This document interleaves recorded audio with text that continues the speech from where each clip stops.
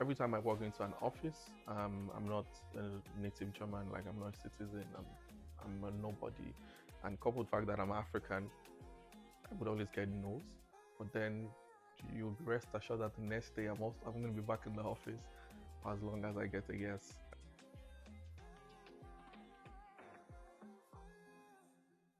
Hello, everyone. My name is Daniel Olasomijo, and I'm the president and founder of Motherland Berlin Sport Club and Motherland Berlin SC, Berlin's only African football team. I am also a sport data analyst, and I own a sport management company where I manage African talent across Berlin and Germany and also in Africa. So, Daniel, can you tell me how you got to where you are in your career, how you started, and some significant milestones? Um, okay, so I'm probably just going to break down my life into bits. Um, I think I've always been a sport person, right from being a child. Always been a football person. I thought I'll probably play football at some point. I was enrolled at some academy that didn't work out.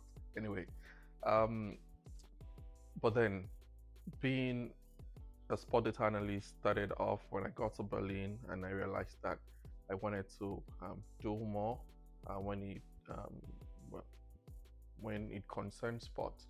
And by sport now, I mean football, ice hockey, volleyball, basketball, and all that.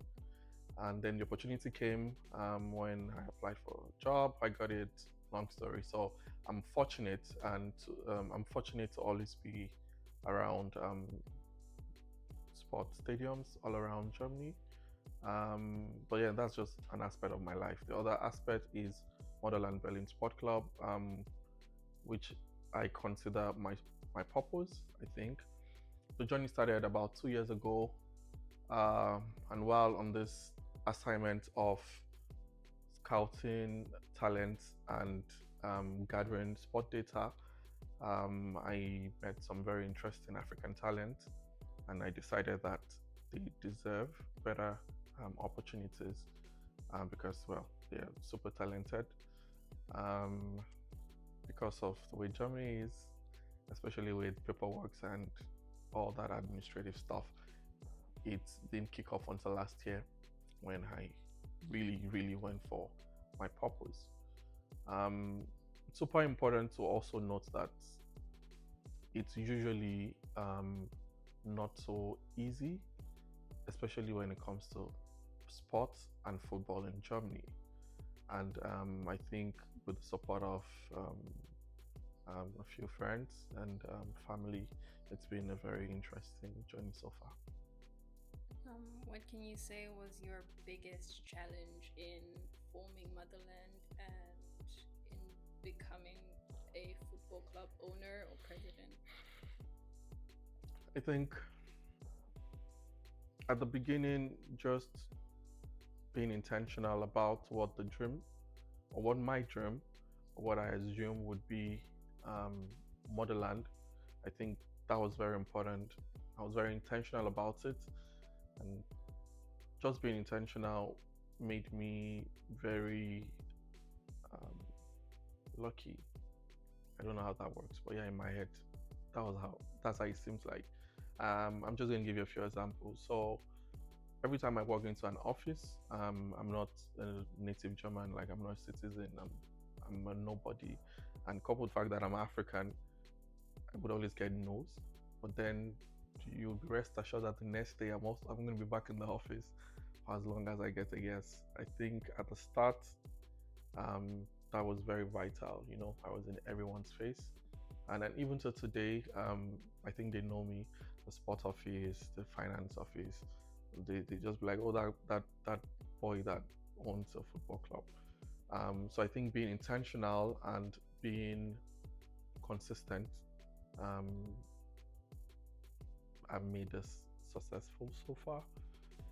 The challenges would basically be the administrative situations that I get myself into with the sport office, with the um, Ministry of Sports, um, with the finance office. Um, that's usually challenging. And then there's also the issue of gathering talents in Berlin. Because we're just an African only football club, we don't have a huge market, so to say. So the challenge is usually scouting for talents, trying to convince um, people to key in into this dream. Um, I think I would say the biggest challenge has just been that. And what do you think was your pivotal moment or your turning point from where you realized, oh, this can become a success and this is going to work? The moment I realized it would be a success was way before I started. The day that I decided I was going to do this and I didn't care what would happen, I spoke to a friend and I was expecting him to call me crazy. Well, he didn't call me crazy, and he usually calls me crazy. So I'm like, okay, that's good. But on a serious note, I think the moment I realized it was going to work out was the day I realized the audacity of the dream that I had. I realized it was just wild, you know, and just admitting that, accepting it, was the moment things turned around. Because I knew that it was going to work out regardless. I didn't know, there was no blueprint. I didn't have a plan, but I was very, very sure that I was going to make it work. Um, so the first thing is just admitting that this dream would work regardless of whatever obstacle would come. And what is, well, I would ask what is the biggest triumph, but you can share your, your wins. But yeah, what are the triumphs that, things that have made you really proud, not only of yourself, but of your dream, your purpose, and everything you're working for? Um, Ideally, I see people look to the success we've had on field. Um, you know, I see a lot of that, but I see deeper than that. I see us creating a community where everyone feels normal, you know, they feel like, okay, this is family, this is where I want to be. I remember we started with about 10 football players, and right now we probably have over 50 across 3 teams, and it's just 1 year. Um, what I find most grateful for is that every Saturday or almost every Saturday, people get up from their bed early in the morning and they are super happy to just come play for motherland. Um, Something that I do not take for granted. I really appreciate it. So basically, on-field success, amazing, but I see deeper than that. I see the fact that we're connecting our community as it should be. So yeah. Amazing. Do you have any advice or insights for the viewers that are facing similar challenges in terms of startups? And I'm gonna speak in like a business point of view because obviously not everyone is trying to open a Yeah. football club, but in terms of starting up a business. Mm, I think, well, starting a football club is a business. Actually is it's a huge business. So the challenges would be the same. The advice I would have is be 100% convinced of your own dream. Only then can you bring people on board. Only then can you convince people to really accept your dream. I've seen a lot of businesses, especially from friends and family, fall off because they really were not sure. It just came in the spur of the moment and they just, let's do it.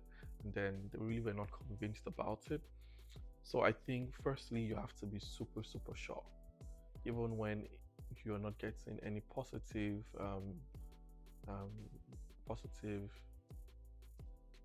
not getting acceptance, it's very important that you stay true to that reason why you're doing that, why you're starting that. That will get you to through a lot of days and nights of agony.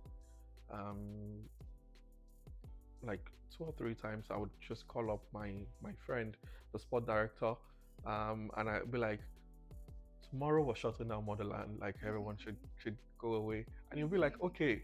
And I call him the next day, and I'm like, okay, what are we doing today? Um, you're going to have moments where you feel like giving up. Please do not. You have no idea who is being inspired by the fact that you're just hanging in there. Um, that's what I've learned on this journey. I get messages like, "Oh, thank you for doing that. Like it's inspired me to do something." You know, one of my happiest moments was when some guy walked up to me and said, "I'm going to be starting up a football club as well. And we're going to be friends, and we're going to have debuts together." And just the fact that someone was willing to do that was a very happy moment. So yeah, be super convinced in your dream, in your goals, be super clear. You might not have everything figured out, but yeah, hang in there. You'll be fine. And what are your current goals now and aspirations, and how do you plan to achieve them?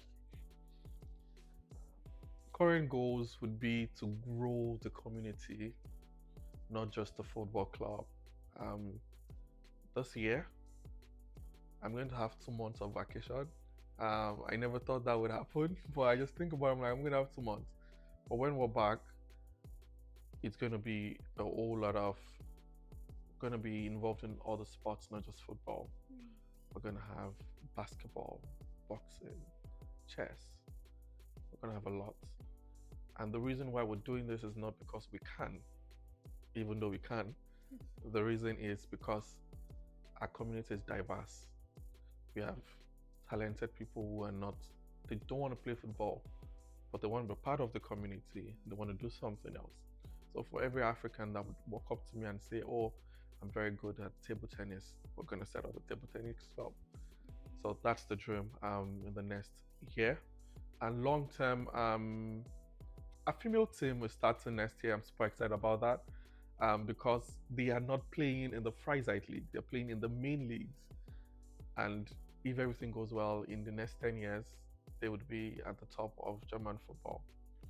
That's something I look forward to. At that point, I'm not going to be so old, so I'm going to really enjoy it. And for the football team, it would take about 20 to 25 years, but yeah, they would be at the top of German football eventually. And people would say, "Oh, those people from Africa," and we'll be proud. So yeah. On a closing note, I'd like to thank you for staying here with me, hearing me talk. But most importantly, I want to encourage you to stay true to your dream, stay true to your purpose, even if you've not discovered it yet, even if it's not been unveiled yet. Stay true, stay consistent. Do not let anyone outwork you. I can assure you that it's going to pay big very soon. Um, on that note, I want to also encourage you to please like, share, and subscribe to this channel. And if you want to connect with me on Instagram, it's Mr. Midson, Mr_Midson. But most importantly, please go follow Motherland Berlin SC. Let's grow our community, and I look forward to meeting you in person very soon.